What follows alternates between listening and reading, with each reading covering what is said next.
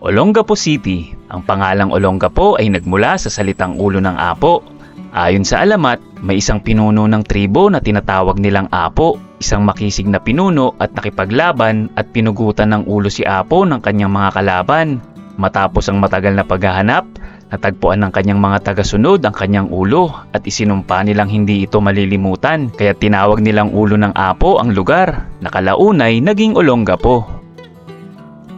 Noong 1884, idiniklara ni Haring Alfonso XII ng Espanya ang Subic Bay bilang isang naval port. Sumunod dito noong 1885, sinimulan ng mga Kastila ang pagtatayo ng Arsenal de Olongapo, kabilang ang Spanish Gate na naging bahagi ng kanilang naval base. Ang bahaging ito ng ating kasaysayan ay nakatayo pa rin sa SBMA.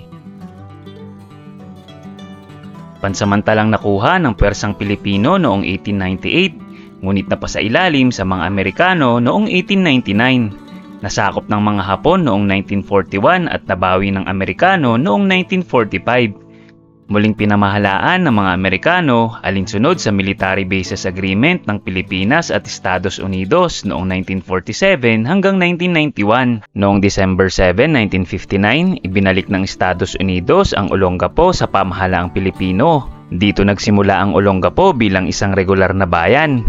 Naging syudad ang Olongapo noong 1966, nasalanta sa pagputok ng Bulkang Pinatubo noong 1991. Tuluyang nilisan ng mga Amerikano nang hindi pinagtibay ng Senado ang bagong Military Bases Agreement. Noong 1992, naging Special Economic and Freeport Zone sa pamamahala ng Subic Bay Metropolitan Authority noong 13 ng Marso 1992. Ngayon, ang Olongapo ay isang maunlad at progresibong lungsod.